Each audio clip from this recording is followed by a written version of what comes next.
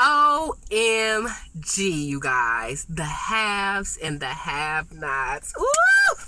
My gosh, it was so good. Oh, I don't even know where to begin. I want to jump to the end, but let's kind of backtrack a little bit. So you guys, all right, it's me, Tammy B, and this is my review for The Have and the Have-Nots. This is the season finale of season 2, episode 25, called When the Chickens Come Home. And boy, did these chickens come home, y'all. Oh my goodness. All right, so we start the first scene off with a shirtless Jeffrey in the hot tub. I was like, I don't know. Could I deal with that much eye candy around, whether he interested or not? I don't know, y'all. But anyway, y'all. So Candace reveals to shirtless Jeffrey that the reason she left the hospital is because she was scared of Quincy. And he was like, yeah, maybe we should get a gun. Yada, yada, yada. So since they're talking about Quincy, then the doorbell rings. They like, oh crap, could this be him? And they like, nah. Jeffrey goes to see, and it's Benny and Hannah. So, you know, Hannah thinks Candace burned down the house, which is so absurd to me. So she comes charging in talking about, did you burn down my house? And Candace is like, why would I do that? And Hannah was like, oh, to get your son back. She was like, I'm his mother. I don't have to burn down your house or whatever, right? So Hannah gonna say something smart like, oh, having a baby don't make you a mother. And I actually agree with that, y'all, because I know a lot of women who aren't mothers, who haven't given birth, but who are very motherly. And then I know a gang of women who didn't lay down and have babies, but suck at being a mother. So, I mean, that statement is so true, but I'm like, dang, Hannah, like, I don't know. Next season, they better tell some more stuff that Candace did, because so far, everything she done to me is not adding up enough to why Hannah is so mean to her. So Benny mad too, y'all, because Benny like, yeah, Candace, I went to that job, your name gone, they don't know you, so what's the deal? Hannah's like, finally tell the truth about something in your life, because you're gonna get us killed with all your schemes.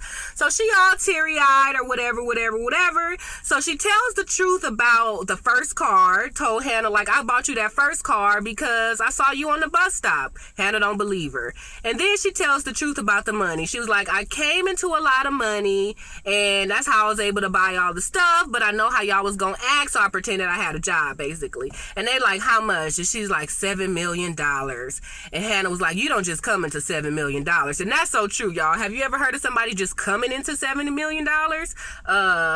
I mean, I went to school for business. Maybe I needed to go to school for coming into, you know? But I don't know why she told the amount. Like, especially if you still not gonna say why. I wouldn't have told the amount because they still mad. They don't believe her. They don't trust it. Candace tried to show them the deed and give them the deed to the house. And even Benny was like, nah, I don't feel right about this. And that's true, you guys. Even if you have a deed in your name, if it's bought corruptly and you get like, the police involved or IRS involved, they still can take it from you even if your name is on the deed. So I kind of get being a little nervous because like Hannah said, I'd rather, you know, live in a doghouse than live in a like mansion and be uncomfortable. And that's true, because I could be all chilling in my jacuzzi, but I'm all nervous thinking at any point somebody gonna knock on the door and seize the house, you know? So I get where they're coming from, Hannah and Benny, that is, but at the same time, I don't know. I probably would still live there and just have my to-go suitcase packed at the door. Because that house is nice. But anyway, y'all. So, you know, Hannah and Benny basically storm off. They not having none of it, right? So then when they storm off, we see Quincy lurking. We like, oh, so he did steal the address out of the social worker's bag. So he all outside of the house or whatever, right?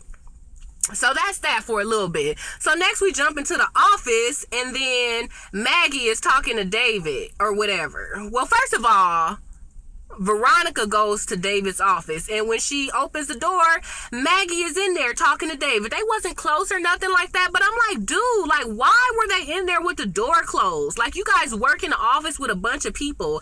Like, why was the door closed? Like, we already know that, you know, David is kind of saying no to Maggie, but I would just have an issue. I mean, I'm not insecure by any means, but I guess because I know Maggie wants him, that's why I have an issue with them being in there with the door closed with a married man, you know? So, I don't know, y'all. But anyway, and Veronica just walked in and was like, leave. So I like how she just kind of be dismissing her sometimes. Like, I know we don't like Veronica all the way, y'all, but at the same time, David is that woman's husband, y'all. So I don't care. I do not support. I support marriages working it out. If it don't work out, then you get with somebody else, that's fine. But I do not support somebody like being all close until they work it out. Until he's ready to leave, then don't mess with him. That's how I feel about it. But you know, I understand Veronica's evil and David's such a good guy, so we want him to win. But no, like, let him be done. Don't make him be done. Let him be done on his own. Because if I was a side chick, I wouldn't want to coerce a man to get with me. Like, I want him to come get with me because he want to get with me, right? Like, not just because, oh, your wife left, so now you choose me. You know, I said that before, so let me not digress. So let's see. So Veronica was like, look, Maggie came to talk to me and about running for governor, so I think you should run or whatever, right? And he was like, oh, you do? Like, oh, after all you said and done over these last few months, you know, that's what you coming here to tell me? You're not coming in here to say sorry or nothing. She was like, we could talk about all that all day long, but I just came to tell you you should run for governor. Like, don't let the fact that me and you are fighting make you miss your turn. And I could really appreciate that. To me, like, I know she crazy, but that's a wife. Like, look, okay, I understand we got some stuff going on, but you need to do you, you know? So I can appreciate that from Veronica. So he wanted to talk about Wyatt or whatever. Oh, because he was like, oh, I need to tell Jim. And even Veronica was like, tell Jim for what? Like, you saw him try to beat me up? And she kind of smirked like, oh, and you helped me. He was like, yes, I did. And, you know, David was like, oh, but you did that to his son. But like Veronica said, hey, Wyatt was going to tell on us, so I did something to him. Like, I don't agree with the fact that she got Wyatt raped, but I do agree with her opinion about Jim. Look at all the stuff Jim didn't blew it on ever since they known him, you know? So even though Jim was saying, oh, I'ma handle it, clearly he wasn't gonna handle it. And clearly he didn't handle it because Wyatt did talk to the DA, right? So I kind of agree with Veronica. Like, no, I felt like I need to step in. Our name and our reputation and our life was on the line, so I stepped in. I don't agree with how she stepped in, but, you know, if I was her, I would have, like, maybe got Quincy to beat Wyatt up too or something. Not, you know, oh, well, the jail part was, you know, the daddy side, but, you know, I probably would have did something too if somebody was threatening my livelihood. So I get where Veronica coming from, but she just went to the extreme, right? So anyway, so then Dave was like, what about Jeffrey? And she was like, let's just talk about one thing at a time. I'm willing to talk later on tonight, but I'm about to, you know, do some stuff with the car, and I just wanted to come by and say you should run and we can get through this or whatever. So she kind of reaches her hand out, and at first he wasn't gonna take it, but then he took it, y'all. And I know some people was rolling their eyes, but I was so here for it. It's husband and wife, y'all. Those vows ain't no joke, for better or worse, you know. And this is worse. I mean, this is the worst a person, well, that's not the worst a person could get, because she could have been a murderer. Well, no, she didn't murder nobody yet, but yeah, I mean, you know, doing what she doing to Jeffrey is so wrong, and doing what she did to Wyatt, that was shady. But, you know, at the same time, like, it is for better or for worse. You guys, we are in an age where people just give up so fast. Like, everybody's just been saying, oh, he need to dump her and get with somebody else. Like, no, that's why the divorce rate is 51%, y'all. Like, we can't give up at one thing. I mean, it's been a few things, I granted, but anyway, I'm not the marriage counselor. So, boom. Oscar fakes. Okay, y'all. So, let me back up a little bit. So, remember the last time Candace showed her computer to somebody, oh, the social worker, I thought at that point that the money was going to be back zero, right? But it wasn't. So, when, Candace was trying to convince Hannah and Benny that, you know, she's legit and whatever, they wasn't buying it. She showed the deed, they wasn't buying it. So she pulled up her computer to show the bank account, and y'all, the bank account had zero. And I was not expecting that, because, like, I expected that the last couple times, but this time it had zero. And I was like, oh my gosh, the money is gone, right? So boom, instantly she figured it out. So she called Oscar, like, yeah, well, Oscar didn't answer at first, so then was like, oh man, he got her. Well, but finally he answered, and he was acting all innocent. He almost had me convinced. He was like, what are you talking about? Don't be trying to say your money missing so you can't pay me back my money. I was like, oh wait, maybe he didn't take it. And even she was like, give me my money. I know you set me up, yada, yada, yada. And he was like, you tripping. I'm about to come over there right now. So he told his little pilot, like, change of plans. We going to Savannah, like going to see Candace. So at that point, I was like, oh, so he didn't take it, right? But whatever. So, Benny calls Veronica, was like, oh, I need some help. Because even though I thought he didn't take the deed to the house, but he ended up taking the deed, you guys. So after Benny and Hannah left, like, they went back to the house, and Hannah was like, look, I'm out. I can't stay here not knowing where this money come from, so I'm out. So Hannah walked away. And I was kind of irritated because he was like, Mom, come on, please stay.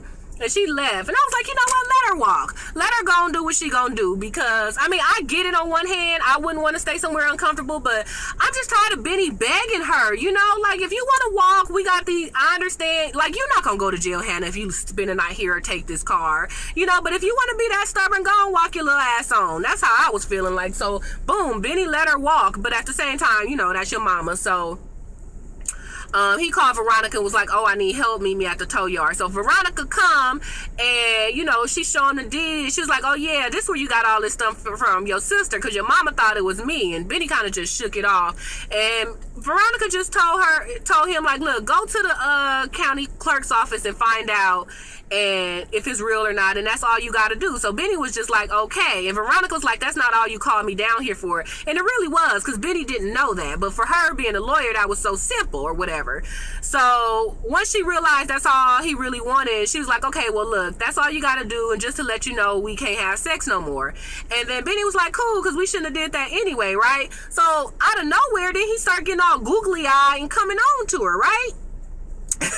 And he was like, and she was like, no, I just said we couldn't do this. And he was like, come on, please, like, I'm having a bad day. That turned me so off. Not that I'm on. But I just do not like when guys beg for sex. Like, come on, I had a bad day. So what? Like, and even if you did, don't tell the girl that. I mean, that's my opinion. Maybe some girls in the world like that. So, hey, if y'all single, do that. But I don't know. When somebody be like, oh, come on, please. Or, oh, you gonna leave me like this? Like, I don't know. I don't be liking that stuff, y'all.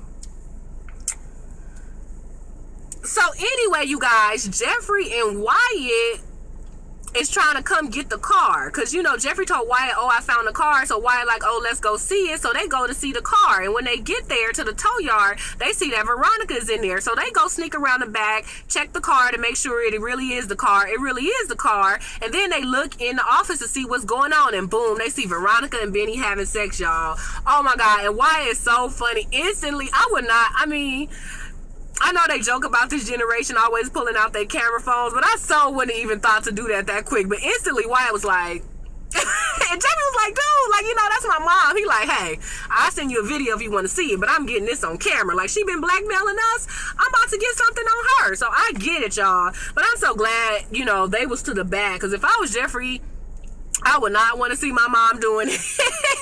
You know, so I'm so glad that it was at least from the back, but they at least could see, you know, who it was. So that's it on that part, you guys. So then the social worker calls. Hannah was like, oh, you got the baby. And I was just like, dang, like, that's messed up. I mean, I don't know, I get it, but, you know, Candace didn't ask to see the baby when she was at the hospital, but I'm like, dang, from that one incident, you guys are gonna give the baby to the grandma. But I know the grandma home seem more stable. She do seem more legit. She do seem more concerning. So I get it, but I don't know. That's just a perfect example of how sometimes the system is not the best decider of things. Like, I mean, I know a lot of people in the social work field, and I don't want to disrespect the field at all. And I know it's so hard, but I don't know. Most of the people who I know have been in the system, it was never for the good. But, you know, I probably know less than 1,000 people. So that's, you know, a small percentage of what the system has done nationally. But, you know, yeah. So Hannah goes to pick up the baby. They carrying this big tall boy. I'm like, what? He is too big. But the social worker's carrying the baby. She give it to Hannah, and it was like, all right, I see you later. I'm like, dang, she ain't gotta sign nothing. You ain't gonna give her no paper. Like, how? What if they walking down the street and Candace be like, hey, that's my kid, and probably got a birth certificate, and the police give it to her. Like, I'm surprised there was no paperwork, but the lady was like, oh, we'll come do a site visit. So Hannah was just like, okay, y'all. Mind you, when Hannah got the call, she was sitting on the porch of her burnt down house, you guys. So she was all sad and distraught in her maid outfit, probably about to cry. But then it's like the heavens open up, and the social worker calls like, oh, you could come get your grandson. And she started crying, and I was like, it's so weird because I'm so torn on this Hannah part, because when she started crying after she got the call, I was like, girl, you better pray to the Lord, because I know that's what she wants, so I was kind of happy for her, but at the same time, I personally just don't think Candace has done anything to not have her son, except for not look for her. Like, all this time, I do think Candace should have been looking way harder. Like, she did all that stuff with Jim before she went and found her son, so that part I don't agree with, but I still think Candace should be, have the custody or whatever. But, so, she said thank you, and even when the lady was like, oh, we need to do a site visit, she didn't say nothing, but you could tell there was some apprehension because she ain't got no house no more. So it's like, dang, I just got the custody of my grandson who I've been looking for all these years, and now, I don't even really have a house. But, she got a good job, she got a good boss, like, she could get a little apartment, whatever. So, I understand her not telling the social worker, but at the same time, it's almost like Candace never telling the full truth. You ain't telling the full truth no more either, Hannah. So, y'all, so Oscar goes to see Candace, right? And at first he's like, what are you talking about? What are you talking about? And she grabs a knife before he come in or whatever. He's like, oh, I didn't do it. And then he say something smart like, oh, where'd you get $4 million from? Like, you slut.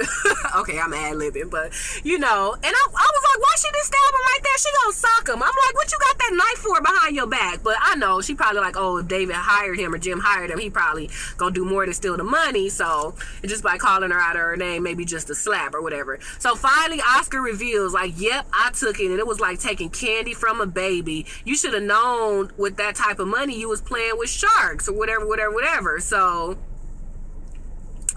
they start fighting, and while Candace and Oscar is fighting, Quincy bust in, y'all. So Quincy grabs Oscar and kind of rough him up, but really he want Candace. So then Quincy goes after Candace. So then Oscar runs out, y'all. So when Oscar runs out, he goes back to David, and I knew it was David, y'all.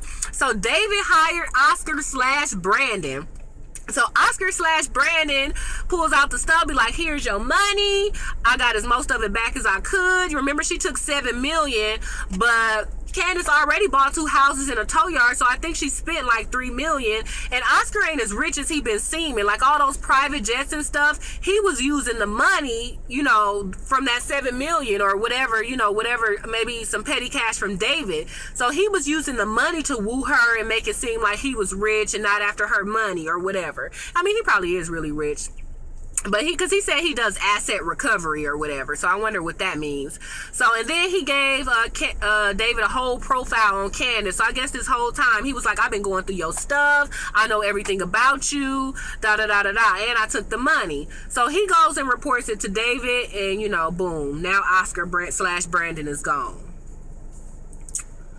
So Hannah takes Quincy Jr. to a hotel Holiday Inn because they ain't got no house. So she just so happy, and she got some dinner, and he just like, I love you, Grandma. And it seemed all cute, like, oh, she got the grandson, but then, she in a motel. But, it's going to all work out or whatever. So, whatever. Hannah and Quincy Jr. at a motel for now until they figure it out. So David goes and give Jim his money. Like, he give him a folder, like, boom, here you go.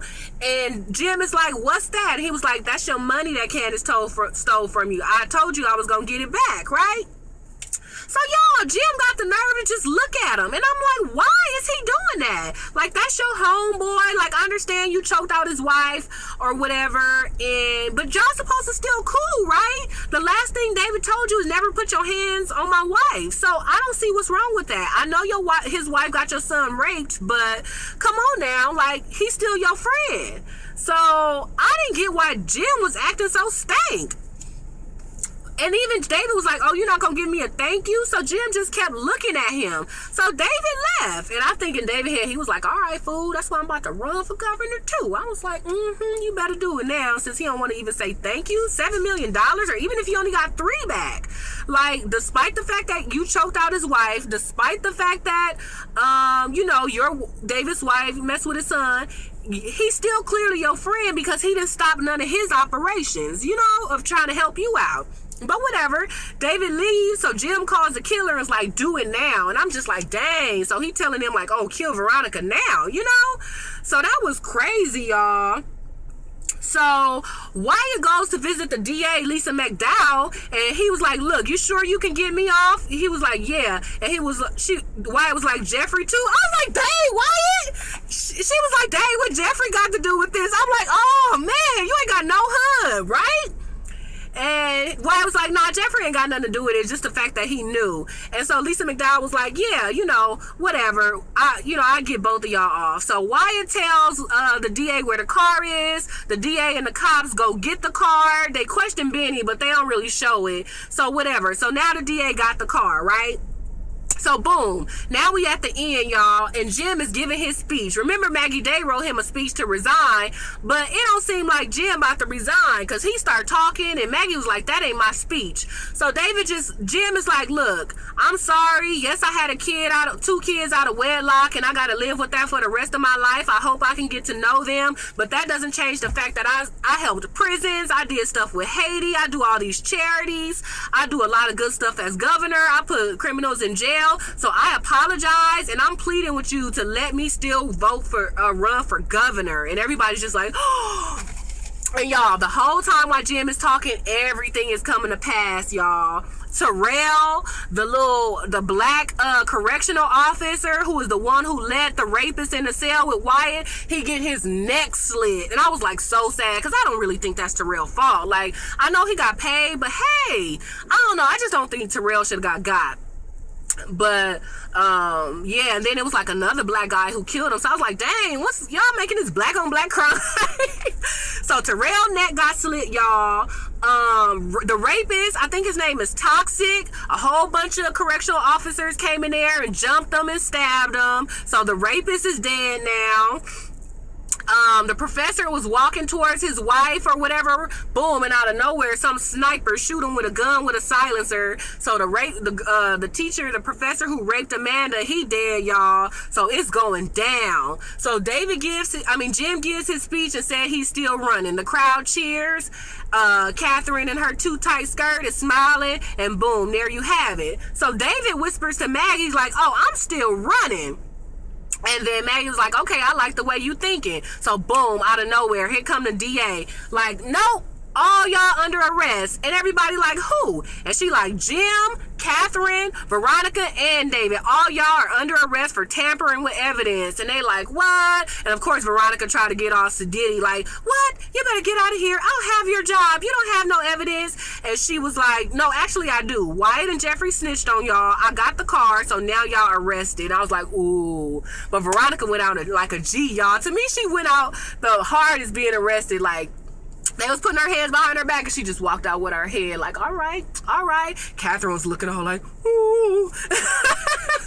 So that was kind of funny how their faces was. But man, so boom, so they off to jail, y'all, right? So now the last scene was Quincy and Candace fighting, y'all. Oh my God, he is choking her. She trying to get his eyes, but I'm like, why you don't just poke him in the eye or kick him in the nuts or something? I don't know, but I know when you in it, it's probably different. So they fighting to the death, right?